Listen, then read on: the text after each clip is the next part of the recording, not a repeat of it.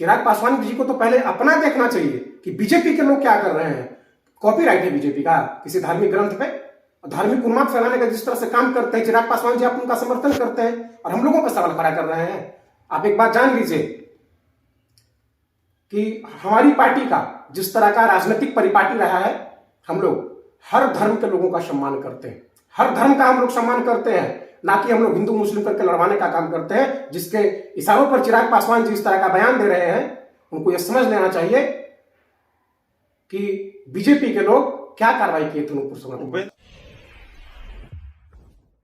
नमस्कार, आप देख रहे हैं डी न्यूज और मैं हूं अभिषेक मिश्रा। सुधाकर सिंह पर कार्रवाई कब होगी, ये बड़ा सवाल है। और सवाल यह भी है कि शिक्षा मंत्री पर भी क्या कार्रवाई होगी। तेजस्वी यादव तो बीजेपी के सर ठीकरा फोड़ रहे हैं, ये बीजेपी की साजिश है। लेकिन बीजेपी की साजिश है, लेकिन बयान तो शिक्षा मंत्री ने दिया है। कार्रवाई की मांग तो शिक्षा मंत्री के खिलाफ हो रही है। हमारे साथ जेडीयू नेता कृष्णा सिंह हैं। कृष्णा जी, शिक्षा मंत्री के खिलाफ कार्रवाई नहीं, सुधाकर सिंह के खिलाफ कार्रवाई नहीं, खरमास खत्म हो गया है, गोलमोल बोल गए क्या तेजस्वी यादव? शिक्षा मंत्री जी पे कार्रवाई करना, दो तरह की कार्रवाई हो सकती है। एक तो कार्रवाई जो पार्टी आधारित है और एक कार्रवाई जो सरकार आधारित है, जो सरकार सुनिश्चित करे कार्रवाई। दो तरह की कार्रवाई हो सकती है।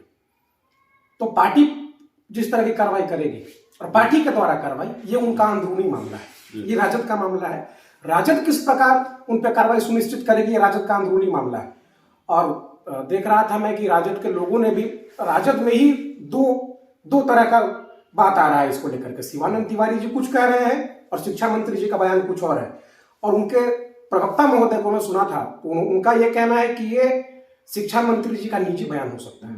मेरा कहने का अर्थ यह है सर कि कोई भी व्यक्ति अगर राजनीति में हो, सबसे पहली बात तो कि किसी भी व्यक्ति को इस तरह का बयान से बचना चाहिए। लेकिन कोई भी व्यक्ति जब सार्वजनिक जीवन में हो तो उसको खासकर के इस तरह के बयान से बचना चाहिए। अब जहां तक कार्रवाई की बात है तो यह राजद का अंदरूनी मामला है, वो क्या कार्रवाई करेंगे। जहां तक मंत्री पद पर कार्रवाई की बात रही तो वो कार्रवाई हम लोगों के जद में नहीं आती है। आदरणीय मुख्यमंत्री जो उसके लिए अधिकृत है, कैबिनेट में किसको रखना है किसको बाहर करना है, ये मुख्यमंत्री जी के हद में है, मुख्यमंत्री जी का। ठीक है, लेकिन चिराग पासवान कह रहे हैं कि अगर रामचरितमानस पर दिया गया शिक्षा मंत्री का बयान गलत है तो फिर शिक्षा मंत्री अपने पद पर क्यों बने हुए हैं, कार्रवाई क्यों नहीं हो रही? इसका मतलब नीतीश कुमार भी सपोर्ट कर रहे हैं। चिराग पासवान जी जो डिवीजन पॉलिटिक्स को, चिराग पासवान जी जो डिवीजन पॉलिटिक्स का जो साथ दे रहे हैं, किस तरह नूपुर शर्मा के बयान पे किस तरह से सियासी खेल हुआ था, किरकिरी होने के बाद क्या कार्रवाई हुई थी बीजेपी की तरफ से। तो आज चिराग पासवान जी उनके साथ बैठे हैं तो कार्रवाई की मांग कर रहे हैं। चिराग पासवान जी को तो पहले अपना देखना चाहिए कि बीजेपी के लोग क्या कर रहे हैं। कॉपीराइट है बीजेपी का किसी धार्मिक ग्रंथ पे, धार्मिक उन्माद फैलाने का जिस तरह से काम करते हैं चिराग पासवान जी, आप उनका समर्थन करते हैं और हम लोगों पर सवाल खड़ा कर रहे हैं। आप एक बात जान लीजिए कि हमारी पार्टी का जिस तरह का राजनीतिक परिपाटी रहा है, हम लोग हर धर्म के लोगों का सम्मान करते हैं, हर धर्म का हम लोग सम्मान करते हैं, ना कि हम लोग हिंदू मुस्लिम करके लड़वाने का काम करते हैं। जिसके इशारों पर चिराग पासवान जी इस तरह का बयान दे रहे हैं, उनको यह समझ लेना चाहिए कि बीजेपी के लोग क्या कार्रवाई किए थे नूपुर सुगम। उपेंद्र कुशवाहा पर नाराज हैं। देखिए ये तो काफी ऊपर का सवाल है, मैं समझता हूं।